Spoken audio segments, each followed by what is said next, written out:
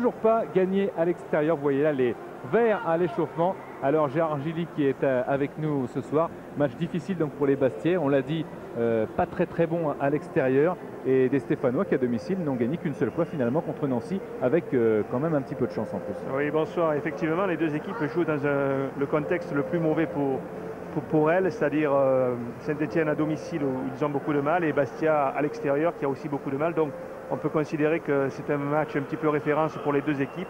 Chacune d'entre elles va essayer de faire un bon résultat pour essayer de générer une confiance supplémentaire. Et Frédéric Godard qui est à la réalisation a raison de nous montrer Lucien Métomo parce que la défense sera la clé de voûte de ce match. Les défenseurs avec un Jérôme Alonso. Là il y a une petite question quand même Gérard qu'on voulait se poser. Jérôme Alonso qui a fourni déjà un énorme effort à l'échauffement avec Gilbert Secarelli. Oui, effectivement, ça a été très surprenant de voir. C'est une véritable séance spécifique qu'il est en train de réaliser. Et on peut penser que soit sur ses habitudes, soit il risque d'y laisser beaucoup de jus aussi. Voilà, et Jérôme Alonso a regagné les vestiaires depuis 5-6 minutes. Donc pour récupérer, là maintenant c'est Philippe Montagnier qui est sa doublure cette saison qui va continuer l'échauffement avec Gilbert Secarelli. On parlait de Frédéric Antonetti, l'entraîneur corse tout à l'heure. Je vous propose de revenir un petit peu sur Frédéric Antonetti qui a connu des heures de gloire ici à Geoffroy Guichard. Heures de gloire expliquées avec Philippe Tis. Frédéric Antonetti, alors Saint-Etienne, le stade Geoffroy Guichard, ça doit vous rappeler des bons souvenirs. Bah oui, c'était mon premier match en D1, donc ça remonte maintenant à 5 ans en arrière. Hein, c'était je crois le 11 octobre, j'ai vu là ce matin sur la presse, 11 octobre 94, donc il y a 5 ans, c'est vrai. Vous restez sur 4 matchs consécutifs sans victoire. Qu'est-ce qu'il vous faut exactement en ce moment pour renouer avec celle-ci? En disant qu'on sort d'un match nul à Marseille et de 2 matchs nuls chez nous, je pense qu'avec un peu plus de réussite, le dernier match notamment contre le Havre, on aurait dû le gagner. Je crois que vous étiez présent. On a eu 4-5 occasions très nettes qu'on n'a pas su mettre au fond. Je pense que si on continue à produire du jeu comme contre le Havre, ça va finir par sourire. Et si on a la même envie, le même tempérament qu'à Marseille et qu'à Bordeaux, je pense qu'on peut gagner des points extérieurs aussi. Justement, ce match de Marseille, c'était un nul prometteur et depuis, on a l'impression que l'équipe, malheureusement, fait un petit peu de surplace. Ouais, fait sur place parce que le match nul est dévalorisant au niveau du classement. Mais parfois, il faut savoir s'en contenter. Maintenant, c'est vrai qu'une victoire nous ferait du bien, surtout une victoire extérieure parce qu'on en a besoin. Merci et bon match. Et voilà les supporters corses qu'on salue, ceux en particulier qui sont restés dans l'île de Beauté et qui nous ont rejoints sur kiosque. Bonsoir à toutes et à tous et on espère pour eux qu'ils vont passer une bonne soirée et que Bastia ramènera au moins un point de son déplacement. Je vous propose tout de suite avec Frédéric Godard toujours de retrouver la composition des équipes en commençant par celle de Saint-Etienne. Gérard, c'est le groupe, l'équipe qui a remporté une belle victoire à Lens. Oui, le groupe et puis l'organisation préférée de Robert Nouzaré, avec devant Alonso une défense à 4, une défense alternée dans l'axe, 2 récupérateurs axiaux, Sablé et Sarr, 2 animateurs, Pedro et Guel qui sont sur le côté droit et le côté gauche, et puis les 2 attaquants brésiliens, Aloisio et le petit Alex qui va tourner autour du géant brésilien. Voilà, et Aloisio, c'est une petite curiosité quand même, qui n'a marqué qu'un seul but ici à domicile à Geoffroy Guichard, alors que l'essentiel des buts ont été marqués à l'extérieur. 10 buts inscrits à l'extérieur par Saint-Etienne, 5 seulement entre guillemets à Geoffroy Guichard. C'est un petit mystère. Le voilà, Aloisio qui s'échauffe pas très loin de son copain Alex. La composition de l'équipe de Bastia. Oui, Frédéric Antonetti reconduit son organisation aussi qu'il préfère, la même organisation que Saint-Etienne. Ça va être aussi là, un combat tactique avec devant Durand, là aussi une défense à 4, une défense alternée dans l'axe, 2 récupérateurs, Severski et Jurietti dans l'axe, Nalis sur le côté gauche et Petersen du côté droit. Et puis Laurent Aîné, Laurent qui tournera certainement autour de nez plutôt fixateur. Tous les Stéphanois parlaient, Gérard, de la crainte justement d'un homme qui n'est pas aligné ce soir d'entrée, c'est celui que nous montre Fred Godard, c'est Pierre-Yves André et il n'est pas dans les 11 de départ. Ça peut paraître quand même surprenant. Alors, je crois que Frédéric Antonetti a certainement son petit plan, soit André est en petite forme, soit il est légèrement blessé, soit Frédéric Antonetti se réserve le droit de le faire entrer quand le match risque de prendre des circonstances favorables pour son équipe. Voilà, Philippe Tis qui est sur le terrain, notre homme de terrain ce soir, se renseignera très certainement pour savoir pourquoi Pierre-Yves André n'est pas titulaire alors que je vous le disais, tous les Stéphanois craignaient un petit peu cet homme, et également Frédéric Ney. On sait que ce sont deux joueurs très importants dans le dispositif Bastiais. Oui, mais je crois qu'il faut faire confiance dans la réflexion et la capacité qu'a Frédéric Antonetti pour savoir le pourquoi des choses. Voilà, en tous les cas, ça promet peut-être beaucoup de buts. C'est ce qui évitera d'encaisser Éric Durand. Tout à l'heure, c'était un petit clin d'œil avec quelque chose d'amusant. C'était une toile d'araignée dans la cage d'Éric Durand. Depuis, bien sûr, l'échauffement du gardien, elle n'y est plus, cette toile d'araignée qui était mémorisée par Fred Godard, qui se délecte de cette toile d'araignée. Il adore les insectes. On va passer tout à l'heure à l'importance aussi, Gérard, c'est l'affluence. Plus de 30 000 spectateurs. Évidemment, l'étincelle, ça a été la victoire des Stéphanois à Lens, mais c'est aussi le jeu pratiqué par les Stéphanois cette saison. Oui, un jeu très spectaculaire, porté vers l'offensive. Et puis des Stéphanois pour qui le stade Geoffroy Guichard est un véritable lieu d'accueil, un véritable mythe, et où il fait bon y venir. C'est bon y venir. Nantes peut en dire quelque chose, puisque les Nantais étaient repartis du stade Geoffroy Guichard avec les 3 points de la victoire.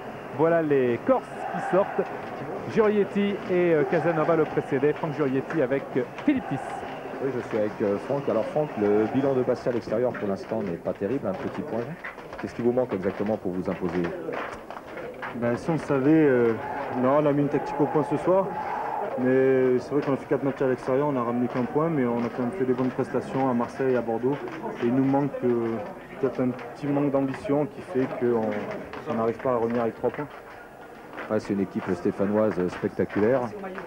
Quels seront les objectifs et les atouts de Bastia ce soir? On sait surtout que Saint-Etienne marque beaucoup de buts, ils font un gros pressing. Il va falloir être solide et essayer de marquer des buts parce qu'ils en prennent aussi énormément. C'est bon match. Oui, il a tout résumé, Franck Giorietti. C'est vrai que Saint-Etienne prend énormément de buts. 6 encaissés à domicile pour 5 marqués, je vous le disais. Une équipe de Saint-Etienne qui n'est pas trop sereine non plus lorsqu'elle mène au score. On l'avait vu à Sedan 2-0 au bout de 16 minutes. Contre le Havre, Gérard Bouzilletti également, Saint-Etienne menait pour ensuite se faire, non pas rejoindre, mais se faire mener, puis rejoindre grâce à un but splendide de Lionel Potillon, son premier en première division. Il y a quand même un renfort de poids dans la défense.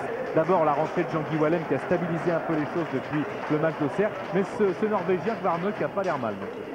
Oui, je crois que pour revenir au match du Havre, Saint-Etienne en menant 2-0, c'était un petit peu déconcentré, avait oublié la rigueur et les consignes. Le pressing était moins important, ce qui avait permis au Havre de revenir. Mais effectivement, avec leur arrière au droit Cormeux, qui visiblement est devenu un titulaire indiscutable, cette défense, et surtout avec l'apport de Jean-Guy Wallem et ce qu'il a de psychologique, et se montre maintenant un peu moins perméable. Voilà, bonne soirée à tous, que vous soyez supporters de l'AS Saint-Etienne ou du Sporting Club de Bastia. Les deux gardiens, Jérôme Alonso, Éric Durand. Monsieur Puyalt, qui est l'arbitre de cette rencontre, qui a déjà exclu 3 joueurs depuis le début de la saison, Pouget, Mérieux et Berizzo, dans l'ordre Le Havre, Metz et Marseille. Donc il ne faudra pas plaisanter avec les tacles. La pelouse est parfaite, on a craint à un moment donné qu'il ne pleuve énormément. Il a plu du côté de Lyon, mais pas à Saint-Etienne. Il y avait de gros nuages et une petite éclaircie, pour l'instant salvatrice.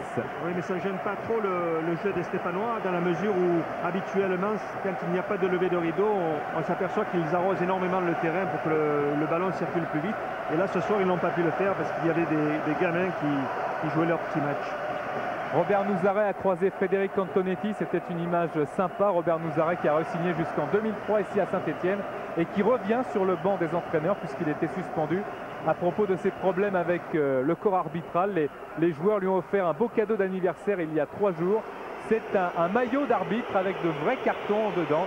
C'est un petit clin d'œil des joueurs stéphanois à leur entraîneur Robert Nouzaret.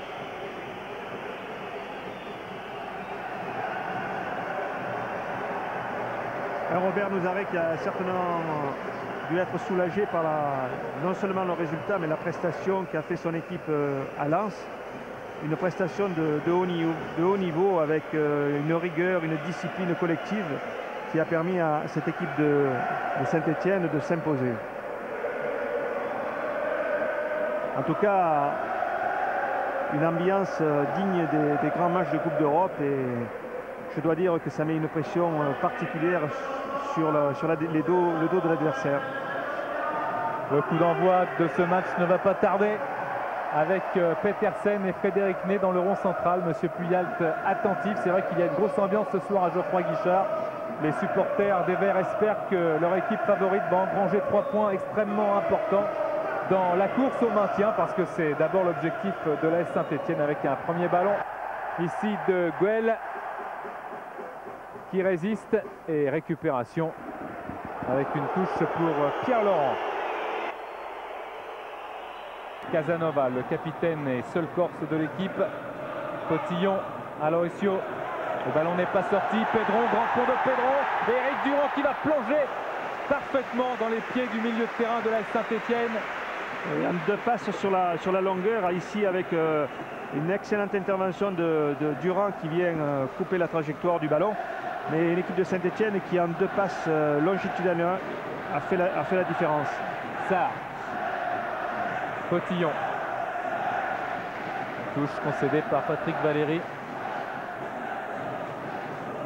En tout cas, les premiers duels sont âpres, notamment au milieu de terrain où les 2 équipes cherchent à imposer un peu leur style. Et un très bon emplacement tactique des Bastiais, comme vous l'avez souligné, dès le début du coup d'envoi. Ça empêche un petit peu les Stéphanois de développer leur jeu habituel. Oui, tout à fait.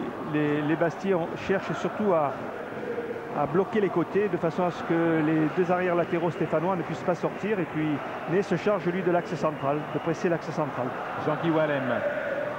L'objectif étant de faire jouer très rapidement et très long l'axe central stéphanois. Aloisio cherche Alex au 2e poteau. Et le but!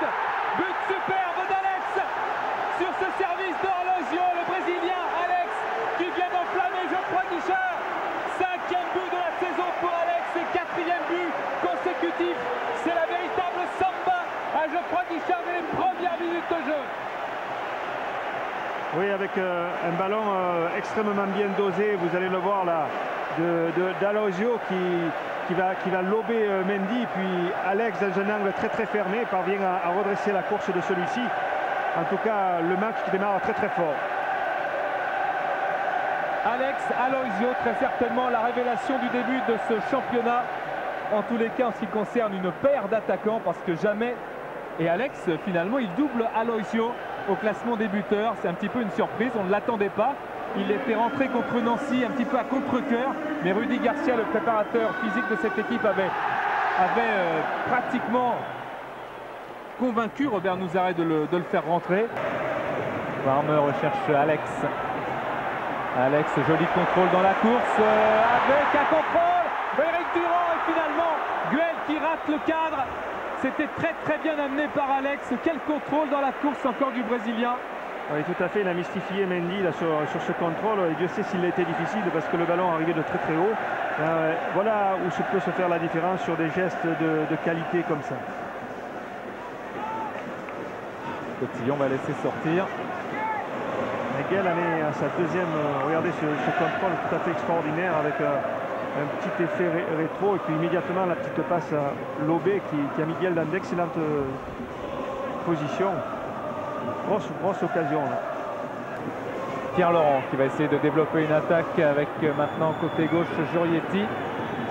Appel de Frédéric Ney. Jurietti l'a senti. La tête de Frédéric Ney, elle était bien jouée, même si elle n'est pas cadrée. C'était un mouvement bien amorcé par les Corses. Oui, il a bien coupé la trajectoire du ballon en essayant de passer devant le défenseur stéphanois. Regardez, il anticipe un petit peu le centre, et une bonne lecture de la trajectoire de celui-ci. Mais il est un petit peu juste. Casanova, Pedron qui a emmené, petit lobe, et Morlaï Souma qui est encore bien placé, ballon en chandelle. Oh, ça voyage dangereusement, la tête, et Eric Durand qui s'interpose. Aloisio était allé encore au contact. Bon, on peut considérer qu'il a gâché l'occasion. Sablé, Potillon, Lionel Potillon qui va pouvoir centrer au 2e poteau. Il y a le feu avec Guel, la frappe de Guel, et c'est à côté du cadre d'Eric Durand. Guel qui est souvent en position de pouvoir marquer, souvent la réception soit de centre, soit de bonne passe. Pedron avec Mendy qui a mis la tête, Stéphane Pedron. 4 contre 3. Pedron sur son gauche avec un centre. Alex, le double non. Quelle parade d'Eric Durand, superbe, qui a bouché son angle. C'est pas fini avec Papessard qui remet dans le paquet. Et Eric Durand, prise de balle impeccable. Oui, on sait que c'est une équipe qui presse énormément au milieu de terrain. Oh, Alex, il a emmené ce ballon avec un peu de réussite. Il évite la sortie de Durand. Mais Eric Durand était bien resté dans les pieds du Brésilien. Superbe double parade d'Eric Durand. Ah, il fait son match, le gardien de Bastia. Oui, regardez, la différence se fait là aussi par forme de talent individuel. Pas question d'attendre la mi-temps, c'est dire que les Corses croient absolument en leur chance dans ce match. Oui, puis il y a eu ces derniers jours de quelques matchs où les équipes étaient bien en place avec la sortie de... Alosio, Alex, il n'y a pas de hors-jeu. Bon, Alosio là-bas. Guen qui reprend. Et Alex dans le but. En deux fois, c'est pas possible. Quelle occasion. Et ça passe à côté. Quelle action incroyable des Verts. Avec 3 occasions nettes pour mettre ce ballon au fond. C'est sans doute un signe. Eric Durand est le pacha dans ses buts. Oui, quel arrêt là, vous allez voir la frappe terrible d'Alosio. Puis là, il va y avoir un arrêt extraordinaire de Durand à bout portant. L'arrêt réflexe et puis là, ça a été une véritable fusillade devant le but de Durand. Regardez cette frappe absolument extraordinaire juste sous la transversale d'Alosio. Quelle puissance! Et pour les sceptiques, on dira tout de suite que le ballon était devant la ligne et pas dans les buts d'Eric Durand. À aucun moment ce ballon n'est entré complètement dans le but de Durand qui fait un festival. Regardez. Oui, bon contrôle d'Alosio qui amène, puis frappe du gauche. Regardez cet arrêt réflexe à bout portant là sur cette frappe très puissante. Attention au premier ballon, pendant ce temps-là le changement s'est effectué. Pierre-Yves André, premier match en première division ici à Geoffroy Guichard avec le Stade Rennais en 94 déjà. Oui, vous voyez, on disait que chaque fois qu'une équipe a un petit problème et qu'il y a un changement de joueur, qu'elle se retrouve à 10. Ces derniers temps, comme par hasard, elle est immédiatement mise en difficulté ou elle encaisse un but.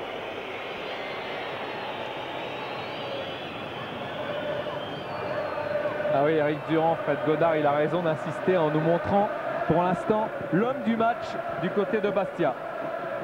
Oui, là, il est auteur d'un arrêt réflexe tout à fait exceptionnel et je crois que sa grande force là, c'est sûrement de rester sur ses appuis et de ne pas se jeter, de ne pas anticiper la frappe. Alonso.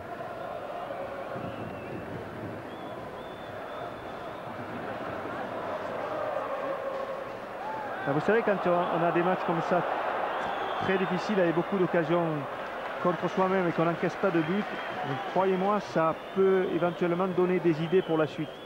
Je parle en l'occurrence de l'équipe de Bastia. Alosio. Faute de Casanova. Alosio qui a été malin sur le coup, un coup franc qui est trop vite joué selon M. Puyal. Le ballon va revenir.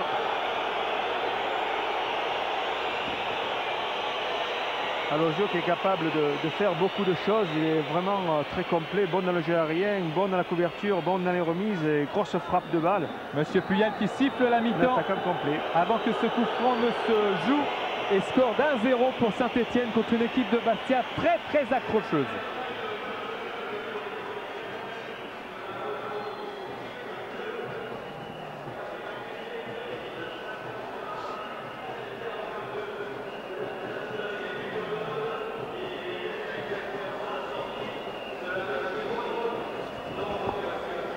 Philippe Thiss est avec le capitaine de Bastia. Oui, je suis avec le capitaine Bastia. Laurent, on s'est aperçu d'une chose, c'est qu'au vu de cette première mi-temps, le premier but encaissé rapidement, malheureusement, vous a fait du mal. Ouais, on leur donne un but au bout des 10 premières minutes, je ne sais pas exactement. À partir de là, c'est très difficile pour nous. Je crois que des erreurs comme ça, on les paye cash à l'extérieur. Maintenant, c'est difficile de revenir dans le match. On les met en confiance et nous, on n'avait pas besoin de ça pour douter un peu plus. Donc, il va falloir mettre les choses au point à la mi-temps et montrer un autre visage parce que 1-0, il nous suffit d'une occasion de mettre un but pour revenir à 1. Qu'est-ce qui vous manque justement pour être plus dangereux en cette deuxième mi-temps? Je pense qu'on a trop balancé. Je crois que le premier but, le but qu'on encaisse, nous met un peu plus de doute et on a un peu moins confiance, ce qui est normal. Donc il va falloir qu'on essaie de jouer plus au ballon parce qu'on n'a fait que balancer sur nos attaquants. C'était très difficile pour eux. Il faut essayer de les mettre en meilleure position. Merci et bon courage. Voilà la tentative d'Alex réussie et ce score de 1-0 pour les Stéphanois et le festival ensuite Eric Durand, même si on revoit ce but magnifique sous un autre angle parce que l'angle était vraiment bien fermé pour Alex. Oui, parce qu'il fallait récupérer cette trajectoire un peu sortante du but et ajuster une frappe capable de battre aussi le gardien dans un angle aussi réduit. Voilà, on va se quitter pendant quelques instants. On va quitter le stade Geoffroy Guichard et vous permettre de respirer. Et pendant que Philippe Fils parlait avec Stéphane Pédron, les joueurs de Bastia se motivaient. On sent vraiment, et eux aussi, qu'il y a un coup à jouer pour eux, alors que les Verts maintenant reviennent sur le terrain sans qu'il y ait de changement dans les deux formations. Je vous rappelle quand même que Pierre-Yves André est rentré à 2 minutes de la fin de la première période à la place de Pierre Laurent. Ce sera très certainement, même si les qualités de Pierre Laurent sont évidemment intactes, ce sera encore un danger supplémentaire pour la défense de Saint-Etienne. Pierre-Yves André qui a marqué un but contre Nancy. Il est logique que les joueurs de Bastia soient confiants dans la mesure où, en ayant encaissé autant de situations contre eux, ils se retrouvent qu'à 1-0. En corrigeant ce qui n'allait pas, ils vont forcément avoir eux aussi quelques occasions de but et se montrer plus performants. Monsieur Puyalt appelé, et il y a toujours la toile d'araignée. Oui, il va se corriger rapidement, je pense. Il faut qu'il se règle, et c'est plus un problème de confiance qu'autre chose. Souma, Sierchevski, Petersen, Valérie qui a glissé, ce ballon qui est sorti. Nalis.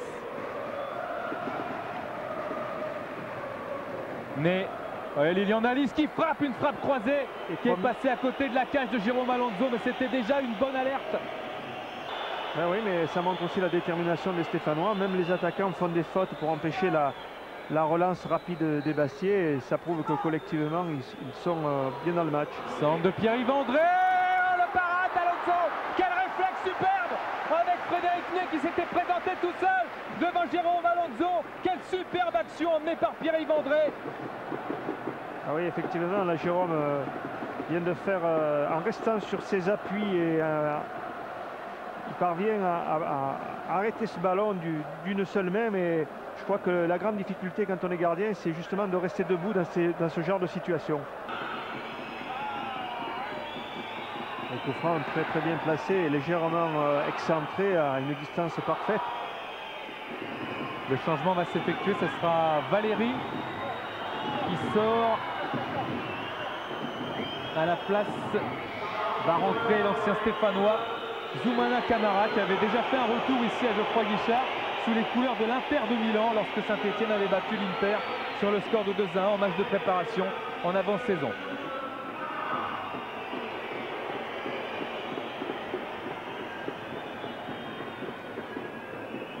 Le coup franc, Giorietti qui a pris ses marques un petit peu comme un rugbyman qui doit transformer un essai. Pas trop d'élan de la part de Franck Giorietti, mais il pense déjà où il va frapper ce ballon, comment il va la frapper cette balle. Il espère du fond du cœur qu'elle va bien sûr aller au fond des filets de Jérôme Alonso. Le mur qui est bien placé toutefois. Franck Giorietti qui frappe, et Jérôme Alonso qui était bien placé parce que ce ballon pouvait éventuellement le tromper, il était masqué. Oui, il était très difficile à prendre parce qu'en plus il risque d'être légèrement dévié, donc Alonso très vigilant et très sûr dans sa prise de balle. Des Bastiais qui ont quand même plus souvent le ballon maintenant et qui peuvent construire sur la largeur parce qu'il y a des solutions. Nalis laisse passer à Camara. Lilian Nalis. Nalis qui va tenter sa chance, et Jérôme Alonso qui capte bien ce ballon. Belle frappe de Lilian Nalis, il a raison d'oser, d'essayer. Oui, avec beaucoup d'effet, un ballon qui a été pris coup de pied légèrement touché du bout du pied, qui lui a donné un effet assez important, bien contrôlé par Jérôme Alonso.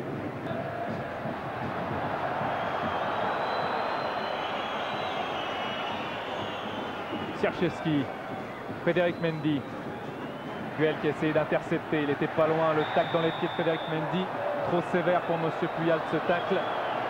Coup franc au profit de Bastia.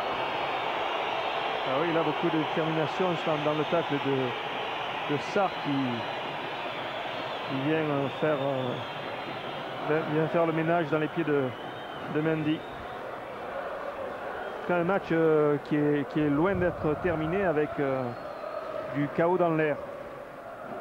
Wallem qui a été lobé. Et le but de Pierre-Yves André. Superbe but de Pierre-Yves André de volée qui a crucifié Jérôme Alonso avec Jean-Guy Wallem qui a été lobé.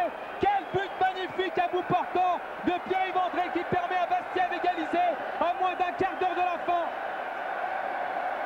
Oui, c'est ce qu'on disait, le match était en train de changer de main et regardez sur cette longue relance, on s'aperçoit que les deux défenseurs centraux se gênent et Pierre-Yves André vient fusiller et ajuster Jérôme Alonso.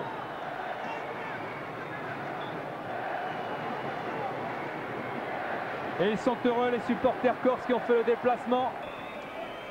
Chorietti, Lachuer. Aloisio qui a mis le pied sur le ballon, Papessar, Aloisio, Pedron dans la surface, la frappe au-dessus. À Stéphane Pedron qui s'était illustré à Monaco, à Marseille, je vous le disais tout à l'heure, il n'a toujours pas marqué à Geoffroy Guichard. Il est vrai qu'il arrive en angle fermé, que Durand est bien placé et doit certainement le conditionner à frapper très fort. Alex, Pedron, Aloisio, Pedron, Revel pour ce premier ballon et encore une parade de Durand. Miracle ici à Saint-Etienne pour Bastia avec cette parade d'Éric Durand qui est vraiment extraordinaire. Un match sorti d'ailleurs. Oui, effectivement, on se rend compte là de l'importance de la qualité du gardien de Bastia qui là anticipe la frappe, se met totalement en opposition par rapport au ballon et qui réussit un arrêt fantastique. Regardez là, il plonge avant que la frappe soit partie et en faisant opposition avec son corps et sa poitrine. Pierre-Yves André, ballon qui est sorti pour lui. Saint-Etienne qui a eu encore une occasion royale et qui ne parvient pas à marquer, ce qui doit forcément donner énormément de confiance à cette équipe de Bastia qui fait une très bonne deuxième mi-temps. Ballon qui est sorti encore pour les Bleus, les Stéphanois qui ont tout connu ici à Geoffroy Guichard. La victoire contre Nancy, le match nul contre Le Havre et la défaite face à Nantes.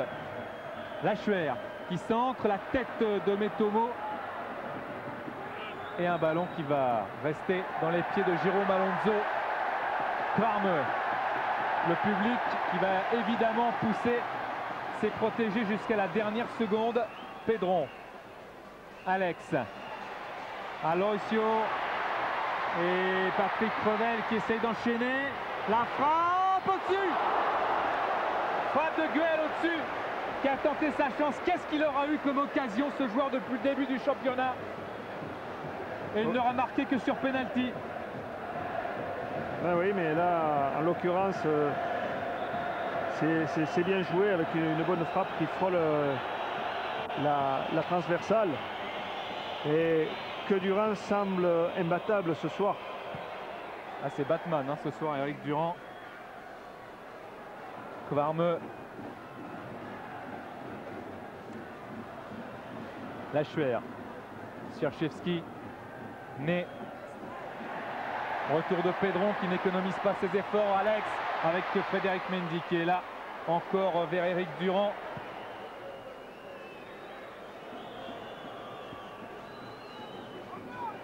Ballon sorti. En tout cas, maintenant, les deux équipes laissent quand même beaucoup d'espace, notamment au milieu de terrain. Et là, attention au premier ballon qui sera intercepté. Cotillon. Recherche à Aloisio. Revel qui a eu du mal à contrôler ce ballon, c'était pas facile. Alex. Guel encore au-dessus. La frappe de Guel encore au-dessus. Saint-Etienne ne gagnera pas ce soir, c'est quasiment certain.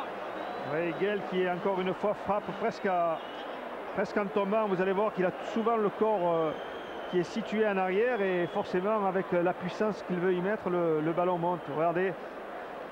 C'est pratiquement avec un appui arrière, là, presque en s'asseyant qu'il frappe. Et forcément, le ballon monte. En tout cas, deux équipes qui se sont livrées physiquement un sacré duel. Potillon. Guel avec Sierchevski. Ah, il y a des duels aériens sensationnels. Et Frédéric Antonetti cette fois est resté debout. Nalis Alonso. Alonso encore rapidement avec Kvarme. Alex. Pedron cherche Revel. Patrick Revel, le centre de Revel, il a été contré par un superbe tacle de Frédéric Mendy. Excellent geste de Frédéric Mendy, et Franck Jurietti attend un petit peu que Pedron, je crois, récupère et serre Lachuer. Lachuer avec un décalage. Frédéric Ney. Des Bastiais qui temporisent mais qui ne seraient pas fâchés d'en mettre un deuxième. Oui, là, je crois que les joueurs maintenant sont vraiment très fatigués et que la fin du match c'est terminé. C'est terminé avec, vous avez vu ce geste symbolique de Frédéric Ney et ce stade qui porte bonheur à Frédéric Antonetti. Le poids du match nul pour les Bastiais.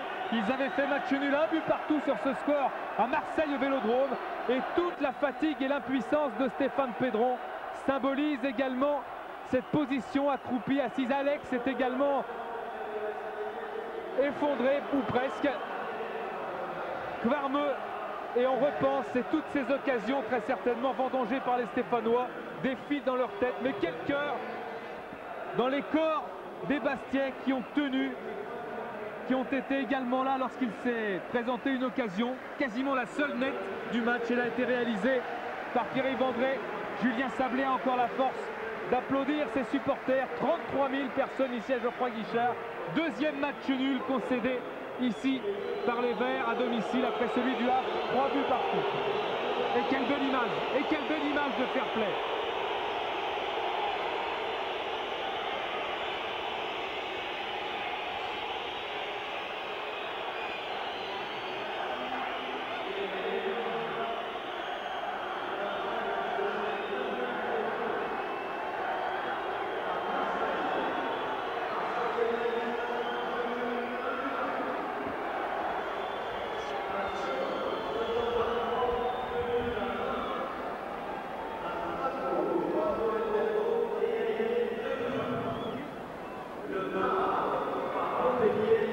Philippe avec le capitaine de Saint-Etienne, Jean-Guy Wallem.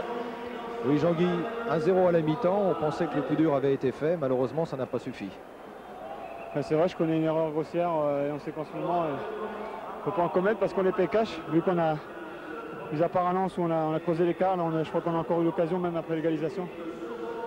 Il faut assumer ses responsabilités. Je veux dire, bon, même si on n'a pas marqué, on ne doit pas prendre ce but, on doit finir 1-0 et prendre les 3 points. Justement, vous avez eu beaucoup d'occasions dans ce match, notamment en deuxième mi-temps. Est-ce qu'on peut parler de contre-performance ce soir, ou alors on a toutes les raisons d'être optimiste? C'est une contre-performance par rapport au match où on a pris 3 points à Lens. On se devait devant notre public de jouer un peu mieux qu'on l'a fait ce soir et surtout de prendre les 3 points pour se rassurer encore plus. Justement, on parle que Saint-Etienne marque beaucoup de buts, c'est vrai. Malheureusement, et vous êtes d'accord, vous en prenez encore un petit peu trop. Qu'est-ce qu'on peut faire pour y remédier? Je ne sais pas, vous savez, je crois qu'on se crée beaucoup d'occasions, c'est vrai. Depuis quelques matchs, on aurait pu gagner 3 voire 4-0 tous les matchs. Et on sait qu'à la moindre erreur, bon, on le paye cash, et encore ce soir. Mais bon, nous, moi je pense prendre le match nul pour moi, parce que bon, à ce niveau-là, on n'a pas le droit de faire d'erreur. Et même si on devait concrétiser plus d'occasions, je vous dis, si on avait gagné 1-0, ça aurait été tant mieux. Merci, beaucoup d'humilité dans les propos de Jean-Guy Wallem. Ouais, Jean-Guy Wallem, mais la toile d'araignée est restée là, hein, Gérard. Il va falloir aller l'enlever. Ben oui, mais c'est pas faute d'occasion de la lever, mais je pense que Jean-Guy Wallem n'a pas trop à culpabiliser parce que un résultat c'est un tout, et je crois que avec toutes les occasions qu'a eu Saint-Etienne, c'est quand même assez dommageable pour le résultat et pour quelque part leur classement de les manquer. Mais il faut aussi considérer que les joueurs de Bastia ont fait une excellente deuxième mi-temps, ils sont rentrés avec beaucoup plus d'agressivité, ce qui leur a permis de bien revenir dans le match. Oui, une équipe de Saint-Etienne qui marque un seul but dans un match, et c'est un fait rarissime cette saison. Oui, mais je crois que c'est peut-être un des matchs où il y a eu le plus d'occasions de but. Donc, comme quoi, se créer des occasions, c'est une chose, et puis ensuite avoir le sang-froid et la technicité pour le mettre au fond, c'est autre chose. En tous les cas, Bastia qui égalise là par Pierre-Yves André est à la même hauteur que les Stéphanois au classement, c'est-à-dire avec 10 points. Oui, sur le match, on s'est aperçu que les deux équipes avaient pratiquement les mêmes arguments à faire valoir. Donc sur la valeur intrinsèque de chacune des deux équipes, on peut considérer que ce résultat de parité mathématique au classement est équitable. Oui, et puis occasion ratée du côté de Saint-Etienne, mais également un bloc quand même très solide, très solidaire aussi du côté de Bastia. Oui, après le premier but encaissé qui les a un peu désorientés dans la façon d'aborder le match, il y a eu cette deuxième mi-temps où ils sont revenus avec visiblement le discours de Frédéric Antonetti qui les avait remis sur les bons rails, et puis une équipe de Bastia qui a voulu jouer vers l'avant, qui a recommencé à gagner beaucoup de duels au milieu de terrain, et qui a essayé de construire et qui a eu la réussite sur cette petite erreur de la défense centrale de Saint-Etienne. Bonne sortie d'Alonso là face à Frédéric Ney. Je vous propose en attendant de retrouver pendant quelques instants Philippe Thys dans les vestiaires, de retrouver le programme qui vous attend lors de la prochaine journée de championnat en première division sur Kiosque. 7h en direct sur Kiosque, 16h50 la prise d'antenne au stade de l'Abbé des Champs avec Philippe Genin et toute son équipe. Et ce sera intéressant de voir la réaction de Lens après le départ de Daniel Leclerc. Et là les occasions de Guel. Oui, avec là aussi, c'est l'un des grands problèmes du football actuellement, c'est ces formes de simulation qui doivent être impérativement sanctionnées. Et le but? Et regardez, Metomo et Wallem se gênent un peu, et Pierre-Yves André profite parfaitement de cette situation. En une passe. Oui, une longue relance de Souma, et le chemin de l'axe central stéphanois se libère suite à cette... Là, le formidable arrêt de Durand, qui est peut-être l'arrêt du match, parce qu'il intervient juste à un moment où les deux équipes se lâchaient totalement. Patrick Revel qui a été très tonique, hein. Dès qu'il est rentré, on a senti... Oui, il est frais, il revient de blessure, donc physiquement il a naturellement beaucoup d'influx. Et quand en plus on rentre dans un match qui a été très physique, donc des joueurs qui sont un peu entamés à ce niveau-là, ça fait la différence. Il doit être désespéré. Guel ce soir, il va vivre une soirée très délicate. Oui, parce que ça lui arrive quand même régulièrement. Et bon, je crois qu'il faut qu'il reprenne un petit peu confiance dans son immense talent, et ça passe par peut-être de la répétition de situations à l'entraînement. Voilà, et Jérôme Alonso qui nous dit au revoir. Eh bien, nous aussi, on va quitter ce stade de Geoffroy Guichard, non sans avoir remercié Frédéric Godard pour les images, de Philippe Thys qui était notre homme de terrain ce soir. Merci Gérard Gilly. Merci pour à vos vous. propos. Et à bientôt, soignez-vous bien, parce que Gérard est un petit peu souffrant. Mais il va regarder le Dentiste 2 sur Kiosque et ça va aller beaucoup mieux. Passez une excellente soirée. Bonsoir à toutes et à tous. Bonsoir.